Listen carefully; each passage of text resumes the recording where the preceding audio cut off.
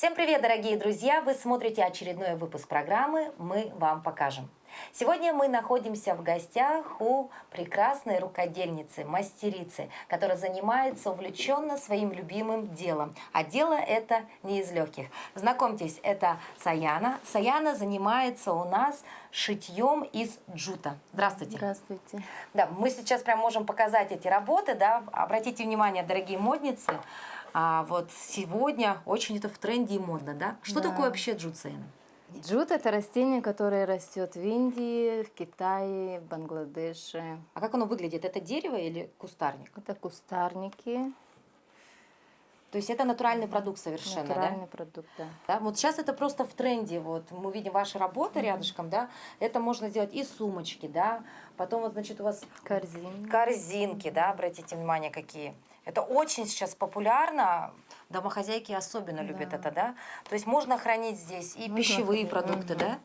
А если говорить... Можно в ванной использовать. Даже в ванне? Да. То есть она не размокает, не набухает, ничего? Нет. Хорошо. А если говорить вот разницу в джуте, какие они бывают?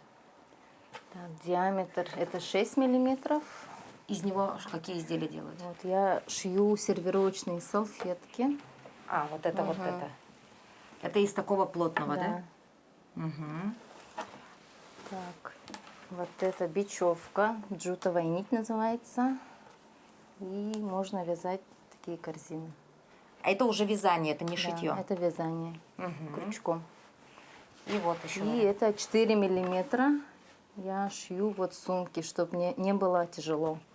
А, то есть вес, да? Вот это из такого размера? Это 4 миллиметра. Все, в принципе, достаточно понятно. Самое главное приобрести ее, да? Оно бывает только в такой расцветке или есть других? Нет, в такой расцветке натуральной. Саяна, а вообще сложна ли эта техника? То есть работать с таким материалом сложно? Нет, не сложно. Нужно вот приобрести джутовый канат, машинка, ножницы, иглы. И все, и время. И время только, и желание, главное, да? А вы как впервые узнали о таком варианте рукоделия и почему вдруг решили заниматься именно этим? Ну, захотелось обустроить свою квартиру уютом. И начала пробовать шить. Да, мы, кстати, заметили, у вас квартира так очень со вкусом сделана, да, но это очень сейчас модно и популярно, да, и у вас здесь все, то есть и боксы, и сумочки, и сервировочные салфетки, все сделано из этого, да. Хорошо, но давайте уже приступим к технике, потому что я думаю, многим телезрителям будет интересно, как, из чего можно начать. Сегодня мы будем шить подстаканники из джутового каната 6-миллиметрового. Для этого нам потребуются ножницы, машинка, иглы и сам канат. Сколько примерно у нас уйдет сантиметров на один подстаканник? Так. Ну, примерно. Где-то метр. Метр. А если говорить вот о этих салфеточках, да? Здесь 12 метров. Здесь 12 метров? А вообще это дорогой материал? Ну, по идее, не очень. Ну, сколько стоит, допустим, один вот моток? 100 метров, так, именно 6-миллиметрового, 1300 где-то. Это нужно заказывать или у нас в городе продается везде? Да, я заказываю. Заказываете. Хорошо, ну ладно, возвращаемся к нашим подстаканникам. С чего начинаем? Начинаем мы скручивать улитку. Так. Как можно туже надо это делать? Да, или если чтобы чуть-чуть? Дырочки не было посерединке. А тогда, что будет? Ну, некрасиво, да? Да, некрасиво. Берем иглу. Ой. Еще тоже надо сделать. А мозоли потом не появятся? Достаточно плотный материал. На это нет. На шитье мозолей нету, а именно на вязание, да, были у меня мозоли. Да вы что? Поэтому я перестала. Поэтому перешли на машинку. Пусть машинка страдает, а не руки, да? Вообще, подобный вид рукоделия сложен или нет? С первого раза? Для новичков? С первого раза новичков, да, может быть сложно. Но я проводила мастер-классы, ну, сразу учились. Учились, да? То есть можно понять эту технику, да? Но, собственно, крутить такой толстый канат, это же не дело-то не из легких, особенно если у тебя хрупкие пальчики. Ну, мы чуть-чуть скручиваем, и потом дальше шьем. То есть вот для начала достаточно вот так, да, посмотрите. Закрепить – это вот наш старт, так сказать, да? Да. А дальше уже все будет Потом делать мы на машинке шьем. на машинке. Но я думаю, самое время перейти к самому процессу, да, шитье. При настройке машины мы включаем функцию зигзаг. Мгм. Нам потребуются иглы 90 на 14. То есть это достаточно толстые иголочки, да? Для джинсы. Джинсовая ткань, да? То есть примерно шьется такими иглами. И, значит, выставляем, я вижу тут 0,6, да? Выбираем ширину шестерку, длина двойка, 2 миллиметра. Шьем, да? Для начала нам нужно прошить серединку.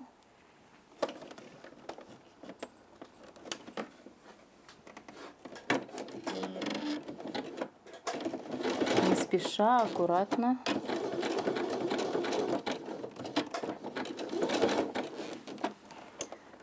Ну, то есть тут, в принципе-то, уже дело все за машинкой. Тут она вот с помощью... Да. Ну, зигзага. поначалу вот это вот нужно будет хорошенько сшить. То есть вот эту Маленькую улиточку, да.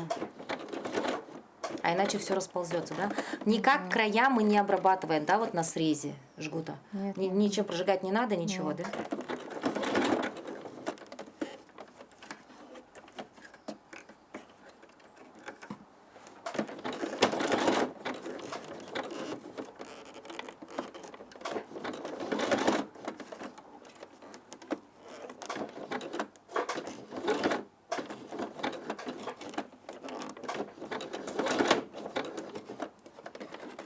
Прошили улитку.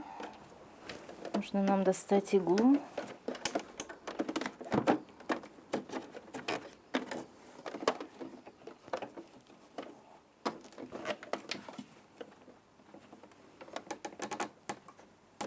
Достали иглу. И теперь также шьем.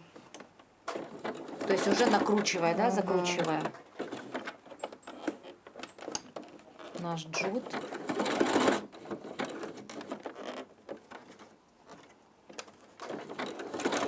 Сейчас уже можно длину поставить на 7.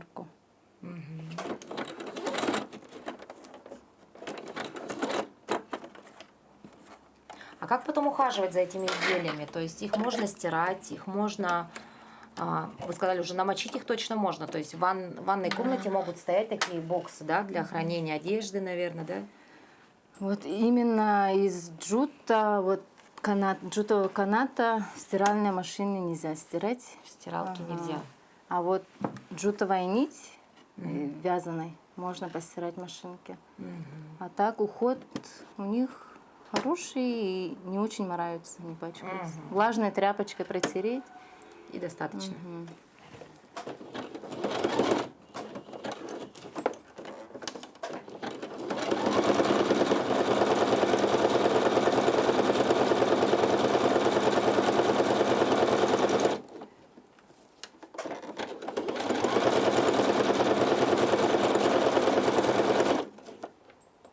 Медленно скручиваем, поворачиваем.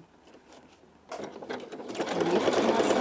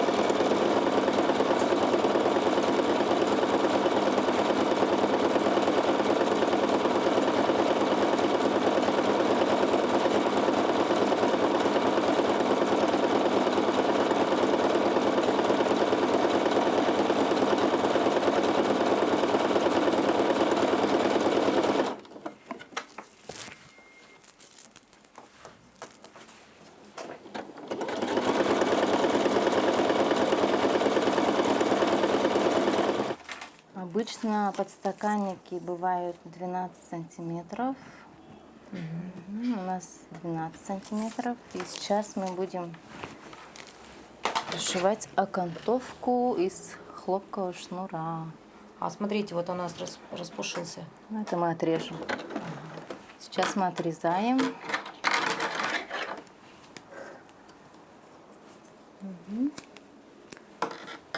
Можно здесь отрезать еще. Вот тут.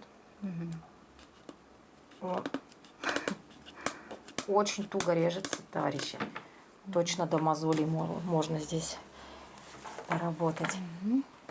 Так, здесь отрезали. Сейчас еще отрежем тут. А, то есть надо наискосок, да? Да. Тогда нам нитки надо поменять. Нитки берем такого же цвета, как хлопковый шнур.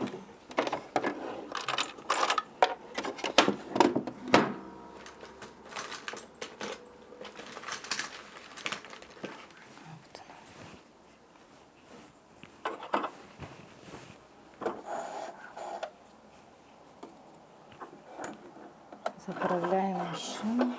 Заправляем или не заправляем? Саяна, я вот здесь, пока вы меняете нитки, рассматриваю ваши работы, да, вот сколько примерно по времени занимает вот у вас изготовление подобной сумочки? Такой сумки. Ну, судя по тому, как быстро вы сделали подстаканник, мне кажется, сколько здесь? День, ну, не прям день. Несколько часов. Пару часов, Да. и вот такая модная, гламурная сумочка может быть у вас. А если говорить, ну это вот совсем простая, да, техника, вот по кругу, как вы говорите, улиточку сделать, да? Саяна, если говорить вот о подобных, да, изделиях, то есть с салфетками-то все понятно, да, улитку сделал, по кругу прошил, все просто. А вот здесь же нужно придать форму. Что вы делаете, отпариваете или это Нет, всё это в шитье я дело? в шитье придаем форму. То есть вы начинаете шить как, Да. если вот Шьем такую мы, сумку? если именно такую сумку, шьем мы овал. Потом как корзину, получается, вот так вставляем и по кругу вот так шьем. А, то есть здесь в шитье все дело, да? По кругу, а потом она сужается, сужается, сужается туда, да, ниже?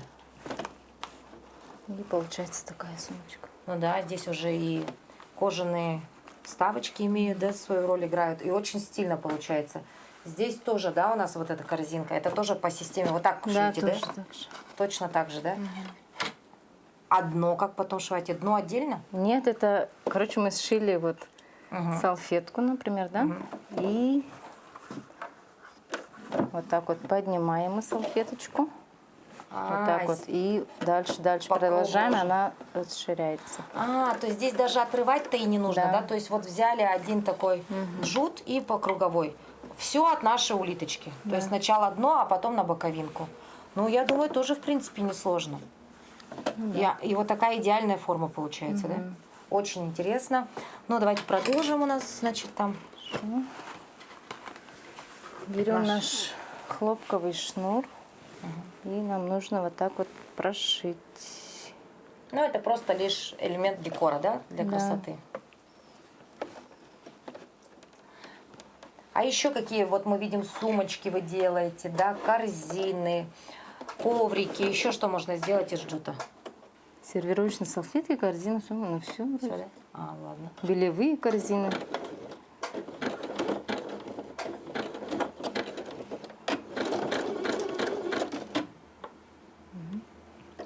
А вы всегда увлекались рукоделием, да, Саяна? Да, с детства. То есть любила. машинкой пользовались уже, Ну, наверное? машинкой нет, как вышла замуж. То есть проходили, наверное, курсы, да, какие-то? Или все самоучка? Сама, а так покупала мастер-классы. Ну, для начала, да, самоучка. Вот именно по сумкам брала мастер-классы.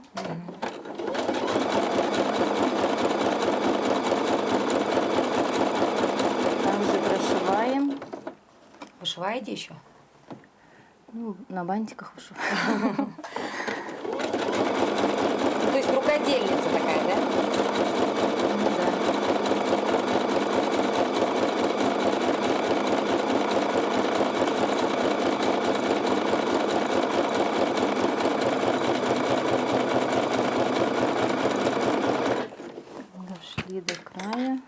Вырезаем ниточки.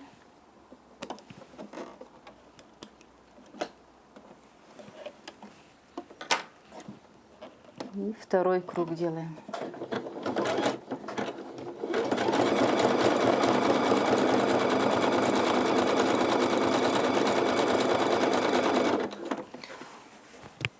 В таком мастерстве необходимо иметь, наверное, очень хорошую машинку, самое главное, да, потому что не каждая машинка справится же с таким. Главное, зигзаг нужен, и все. И всё, Любая машинка.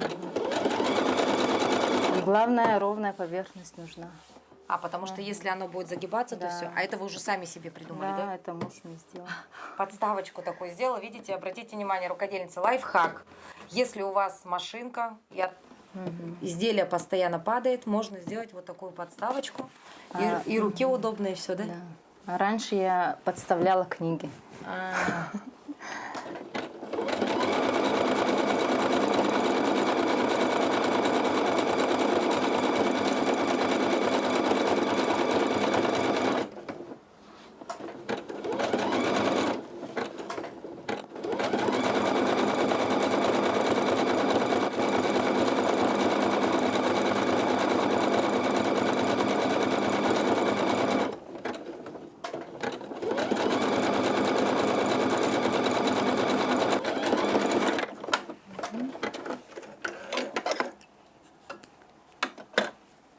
Вот такая подставка получилась.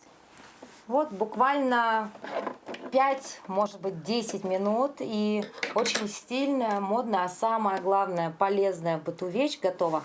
Подставочки для Стаканов. стаканов под горячие напитки. Обратите внимание, очень, мне кажется, оно прослужит вам очень долго, да? Плотная такая получилась у нас подставочка. Ну, я думаю, очень приятно будет использовать при чаепитии всей семьей, да, поставить красиво, стильно, модно и полезно в быту. Да.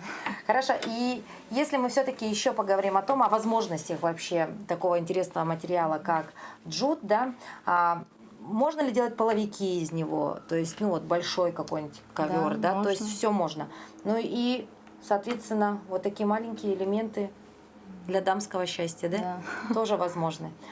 Саян, спасибо большое, что окунули нас в мир шитья из джута. Очень интересная тема. Мы желаем вам творческого вдохновения, успехов.